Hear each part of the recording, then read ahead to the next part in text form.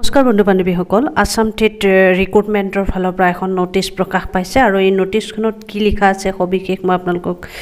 জনাব বিচাৰিছোঁ। এয়া দেখিছে office of the director of secondary education Assam কাহিলীপাৰাৰ ফালৰ পৰা এই নটিছখন প্ৰকাশ পাইছে আৰু নটিছখনত স্পষ্ট লিখিছে যে আসাম টেট কাম ৰিক্ৰুটমেণ্ট টেষ্ট অৰিজিনেলি যিটো পৰীক্ষাৰ ডেট আছিলে 29/12/2024 সেই 29 তাৰিখে হ'ব লগা জিটি আৰু পিজিটি টিচাৰৰ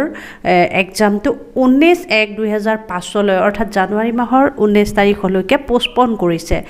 পিছুৱাই দিয়া হৈছে। আপোনালোকে জানে যে এই এক্সামটোৰ কাৰণে যিটো চিলেবাছ প্ৰক্ৰিয়া মেথছৰ 15 নম্বৰ এটা সোমাই দিয়া হৈছিল এই সন্দৰ্ভত কেইজনমান প্ৰাৰ্থীয়ে হাইকোৰ্টত কেছ দাখিল কৰিছিলে, কেছ ৰুজু কৰিছিল আৰু কেছটো ৰুজু এইটো কাৰণে কৰিছিলে যে যিহেতুকে পৰীক্ষালৈ বেছি দিন নাছিলে তাত হঠাৎ গণিতৰ 15 নম্বৰ সোমোৱাই দি চিলেবাছটো তেওঁলোকে বেলেগ এটা পদ্ধতি কৰি পেলাইছিলে। প্ৰথম অৱস্থাত যিটো চিলেবাছ আছিল সেইটো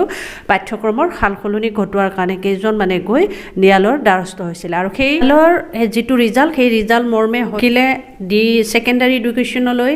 এইটো ক্ষেত্ৰত হস্তক্ষেপ কৰিছে যে ছেকেণ্ডাৰী এডুকেশ্যনৰ ফালৰ পৰা 29 তাৰিখে হ'ব লগা পৰীক্ষাটো 19 তাৰিখলৈ পোষ্টপন কৰি দিছে আৰু ইয়াতে স্পষ্ট এটা কথা উল্লেখ কৰিছে আপোনালোকে 29 তাৰিখৰ কাৰণে যিটো এডমিট কাৰ্ড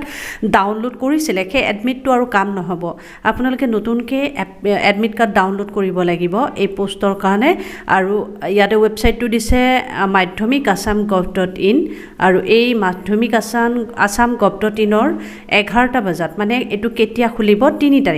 তাৰিখে এডমিট ডাউনলোড কৰিব পাৰিব আপোনালোকে মাধ্যমিক assam.gov.in এই ৱেবছাইটটোত গৈ আৰু 3 তাৰিখে কেইটা বজাত খুলি দিব কৈছে 11টা বজাত। ইয়াতে আৰু এটা গুৰুত্বপূৰ্ণ কথা কোৱা হৈছে যে আপোনালোকে এডমিট কাৰ্ডখন ডাউনলোড কৰিবৰ সময়ত এপ্লিকেশ্যন নম্বৰ যিটো আছিল পূৰ্বতে সেই একেটা এপ্লিকেশ্যন নম্বৰ আৰু একেটা পাছৱৰ্ড ব্যৱহাৰ কৰি আপোনালোকে এডমিট কাৰ্ডখন ডাউনলোড কৰিব পাৰে। NSDLEDৰ সন্দৰ্ভত এটা গুৰুত্বপূৰ্ণ আপডেট এইটোৱে যে বহুতে সুধি আছে NSDLEDৰ প্ৰাৰ্থীসকল ইয়াতে এবাৰ মেৰিট লিষ্টত নামটো সোমাবনে নোসোমায় আৰু NSDLEDৰ ফালৰ পৰা হাইকোৰ্টৰ বা সুপ্ৰিম কোৰ্টৰ যিটো কেছ আছিলে সেই কেছটো যোৱা পৰখি একেবাৰে ডিছমিছ হৈ গ'ল, কমপ্লিট হৈ গ'ল আৰু নতুনকৈ কোনো ধৰণৰ ইয়াৰ কোনো জাজমেণ্ট নোলাই সকলোৰে কাৰণে ভেলিড কৰি দিছে। কিন্তু আটাইতকৈ গুৰুত্বপূৰ্ণ কথাটো হৈছে যে NISৰ এই বস্তুটো কিছুমান ৰাজ্যত মানে এতিয়াও মানি লোৱা নাই, মানে এতিয়াও তেওঁলোকে বিভিন্ন ৰিক্ৰুটমেণ্টত সেই প্ৰাৰ্থীসকলক অগ্ৰাধিকাৰ দিব বিচৰা নাই। কিন্তু আমাৰ অসমত কি হ'ব বহুতে সুধি আছে, অসমত এইটো হ'ব নালাগে কাৰণ অসমত আমাৰ বহুখিনি প্ৰাৰ্থীয়ে ইতিমধ্যে কেছ